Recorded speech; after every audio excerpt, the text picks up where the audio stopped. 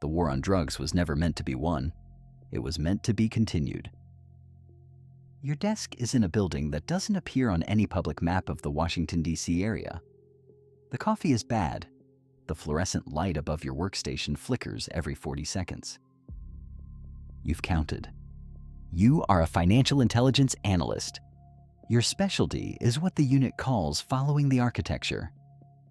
Not the drugs, not the bodies, but the money beneath both.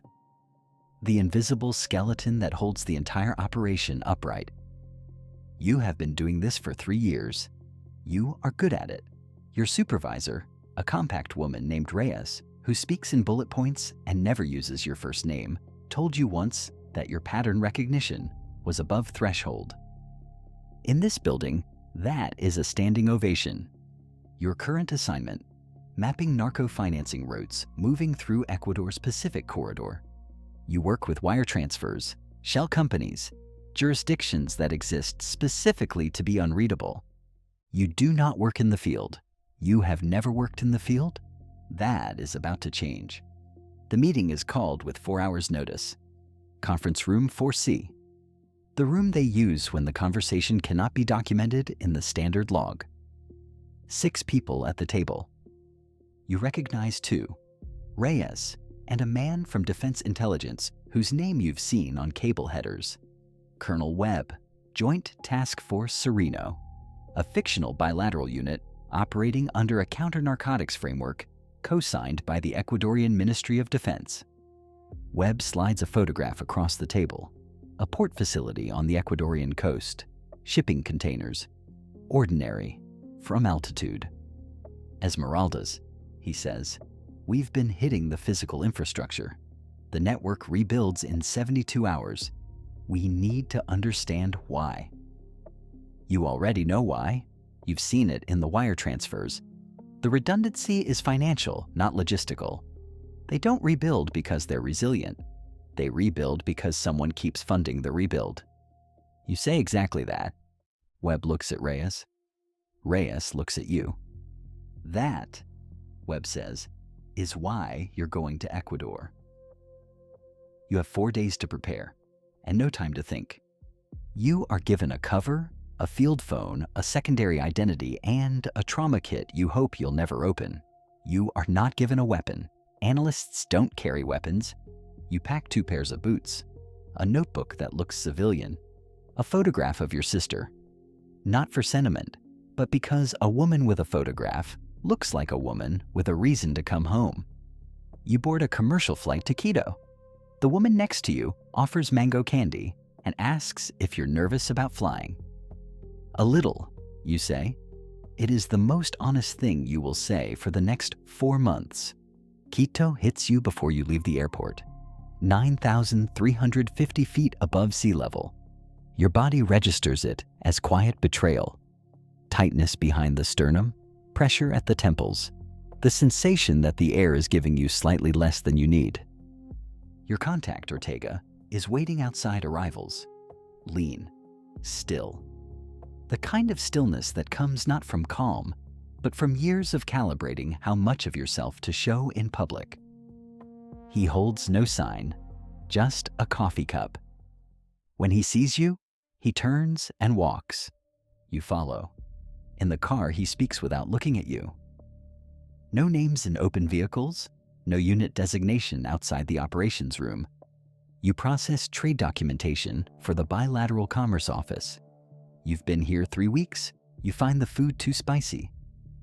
I like spicy food, you say. You find it too spicy, he repeats. The task force operates from a compound that was, in a previous life, an agricultural research station 4 hours west of Quito. The altitude drops as you drive toward the coast. The landscape shifts. Andean cold giving way to something thicker, greener, more alive, and more suffocating. The air gains weight. The road narrows. The vegetation crowds it, like it wants the road back. Inside, 3 workstations, a wall display running live surveillance feed over the Esmeraldas coast, and a map covering an entire wall, annotated in 3 colors. Red, known cartel infrastructure. Blue, interdicted nodes. Yellow, unknown. Active, unresolved. There is a great deal of yellow. The yellows are yours, Webb says. By end of week 2, you have found something that doesn't fit. The money doesn't move like criminal money. Criminal money is chaotic. It hides badly because the people hiding it are hiding from law enforcement, a known finite adversary. This money moves with patience, like the Galapagos giant tortoises. With layering that requires not just financial sophistication, but legal sophistication. Access to instruments not available to a cartel treasurer operating from a jungle compound. You stare at your screen at 11 p.m., the generator humming outside. The architecture doesn't look like a criminal enterprise. It looks like a managed fund. You write one line in your notebook and underline it twice. Someone with a desk built this. You don't know yet what kind of desk. You don't know yet what kind of building. But Ortega, passing behind you with a cup of cold coffee, glances at your screen and says nothing. His silence is the first warning you don't recognize as one. The asset's name is not his real name. You know him as Canario, Canary, a mid-level accountant inside a legitimate import-export firm in Guayaquil that is, beneath its paperwork, a primary laundering node for the corridor. He came to Ortega 8 months ago with a grievance, passed over for promotion by a man with half his competence and twice his family connections. Resentment is the cleanest recruitment tool there is. You meet Canario twice, both times in public. A cafe, then a bookstore. You don't ask him for loyalty. You ask him for documents, small ones first, shipping manifests, internal accounting memos. The kind of paper that looks administrative until you know what you're looking at. You know what you're looking at. The documents confirm what your financial map already suggested. The corridor isn't structured like a cartel operation. It is structured like a portfolio. Risk is distributed. Revenue streams are diversified. Losses in one node are absorbed and compensated from reserves held in instruments, bonds, real estate holdings, private equity positions that exist entirely within the legal financial system. Someone is running the cartel the way a fund manager runs a fund. You build the diagram across 3 screens: shell companies in Panama, a holding structure in Delaware, a real estate investment vehicle registered in Miami that has, in the past 4 years, purchased 11 commercial properties along the Ecuadorian coast, ports, warehouses, cold storage facilities, infrastructure. They aren't just moving product, they are buying the ground it moves through. You take the diagram to Webb. He looks at it for a long time. This is solid work, he says. Leave it with me. I'd like to follow the holding structure, you say. The Miami vehicle has signatories, if we can identify. Leave it with me, he repeats. His tone hasn't changed. That is what you notice. A diagram that should have produced urgency produces nothing in his face. No narrowing of the eyes. No forward lean. Nothing. Like a blank page slipped into a romance novel. Empty where something should be. You go back to your workstation. You make a copy of the diagram on a personal encrypted drive that you are not supposed to have. You don't examine why you do it. Your hands are steady. Your chest is not. That night, Ortega finds you at the edge of the compound where the tree line begins, the jungle pressing dark and close against the perimeter fence.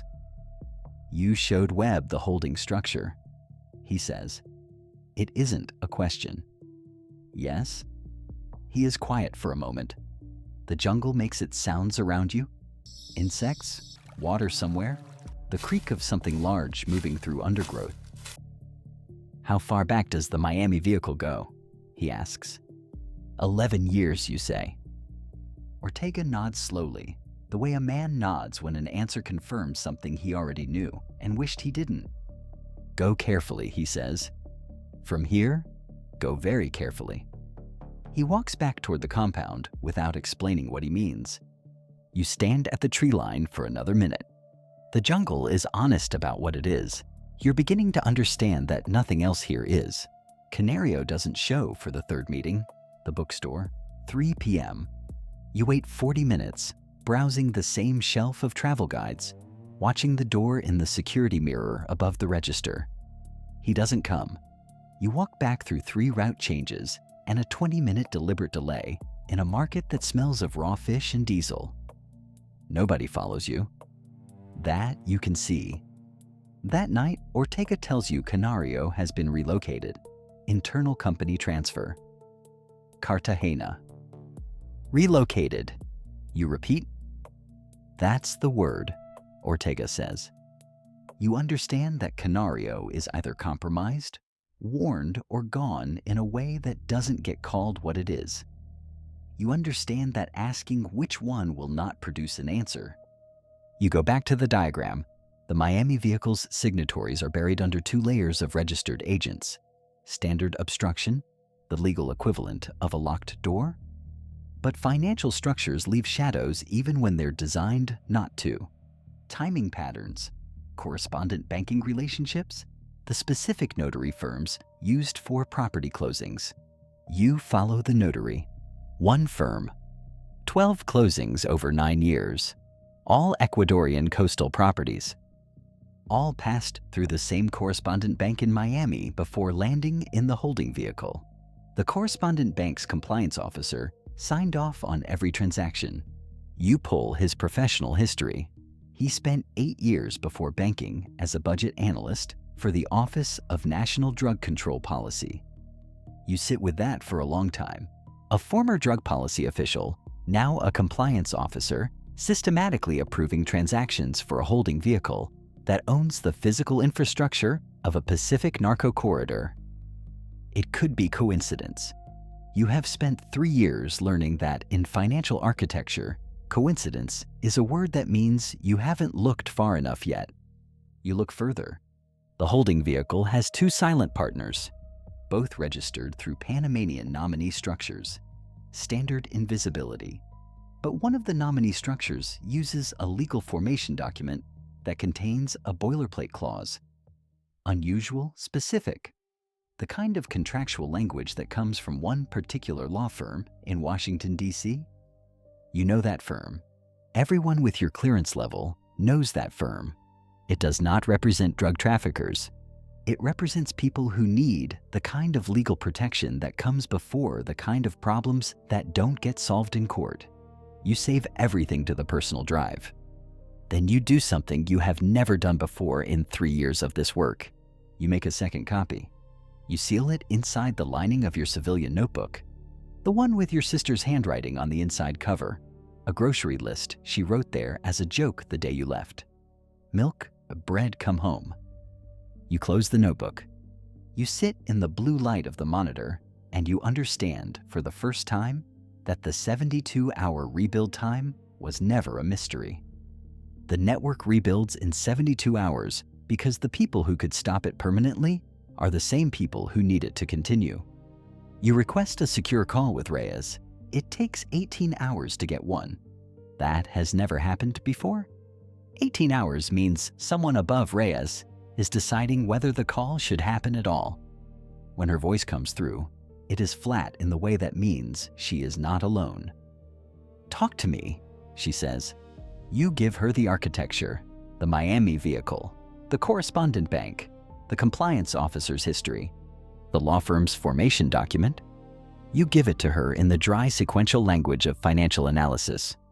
No editorializing, no conclusion stated, just the chain of evidence laid out link by link. Silence on the line. Then, where is the source material? Logged in the operations system, you say. The copy in your notebook you do not mention. Good, Reyes says. Sit tight. Do not pursue the signatories further. Do not discuss this with anyone at the base. The call ends. 18 minutes. You sit tight for 6 days. On the 7th day, Webb calls you into his office, a converted storage room with a single window that looks out onto the compound's gravel yard. He does not offer you a seat. "We're rotating you out," he says. "Reassignment. Effective in 72 hours. Headquarters needs your skill set back in DC. New priority tasking on a West African corridor." 72 hours. The same window the network uses to rebuild. You look at him. His face is the same face it has always been. Weathered, professional, giving nothing. "The Miami vehicle," you say, "is being handled through appropriate channels," he says. "Which channels?" you say. "Appropriate ones," he repeats, and in the repetition is the only answer you will ever receive. That night, Ortega finds you again at the tree line. He hands you a folded piece of paper without speaking. You open it.